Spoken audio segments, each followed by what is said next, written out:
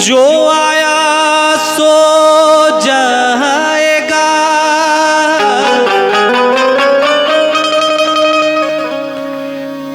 राजा रंक फकीर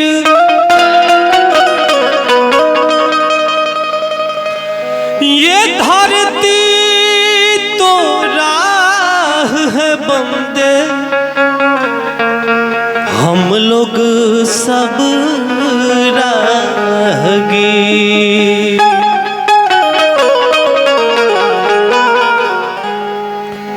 ये सच्चाई है कि जो भी इस धरा धरती पे आया है, वो राजा हो, रंक हो, जो भी जीव इस धरती पे आया है, उसे अपना समय बिताकर इस धरती से चले जाना है। ये चेतावनी भजन मैं आप सबों के बीच प्रस्तुत करता हूं, विवेक शर्मा सोनू। भजन का भाव है, काहे माया में भुलाइल बड़ा तोता हो, खोता छोड़ के जाए के पड़ी। काहे माया में भुलाइल बड़ा तोता हो, काहे माया में भुलाइल बड़ा तोता हो, खोता छोड़ के जाए के पड़ी। काहे माया में भुलाइल बड़ा तोता हो, खोता छोड़ के जाए के पड़ी।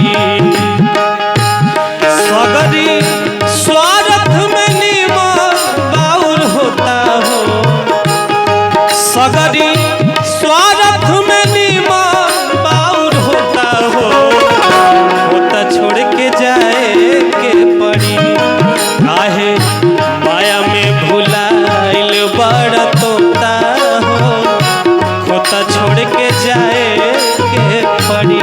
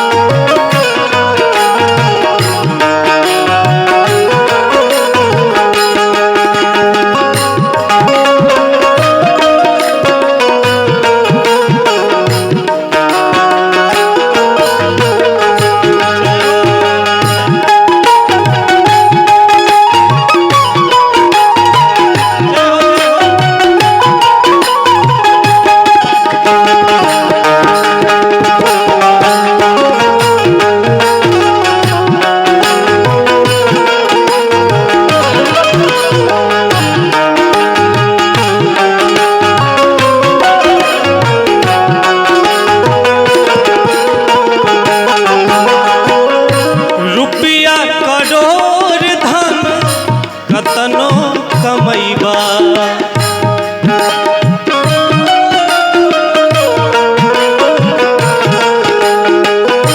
खाला खियाला न त काले के जैबा।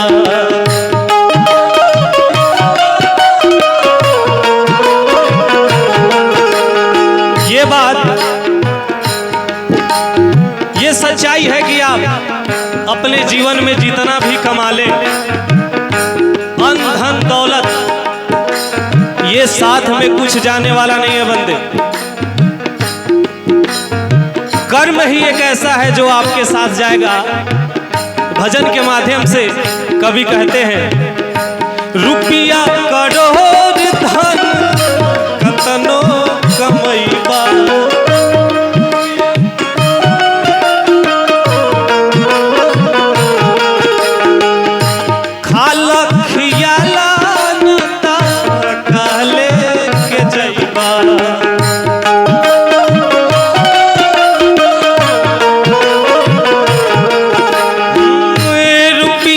करोड़ धन कतनो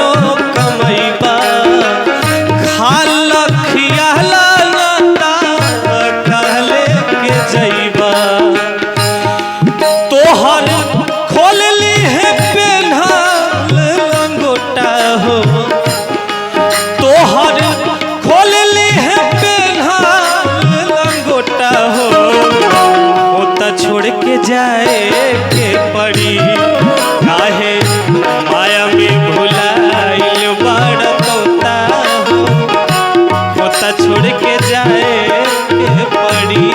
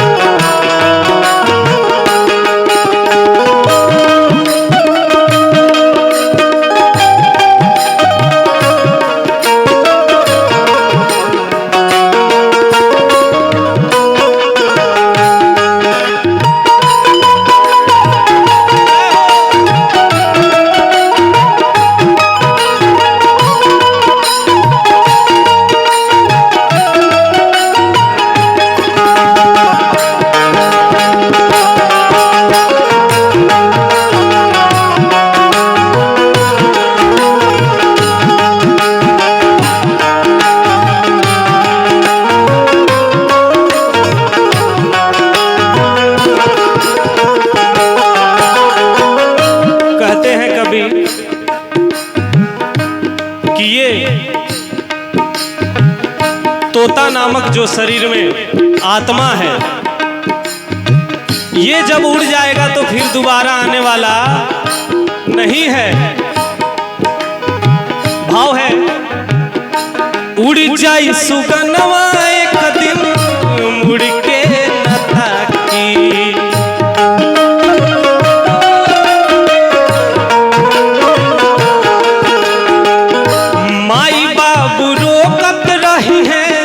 चाहे काका काकी। क्या बात है,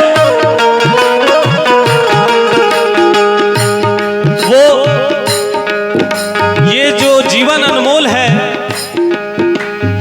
इस जीवन में मैं यही अनुरोध करूंगा आप सभी से कि आप सभी ताउम्र भगवान का भजन करते रहें, गुणगान करते रहें, क्योंकि अहो भाग्य मनुष्य तन पावा, ये बहुत ही भाग्य से मनुष्य तन आपको और हमको मिला है, और ये मौका गंवाने ना दे। क्यों? उड़ी जाई सुगनवा एक दिन मुड़ के न ताकी,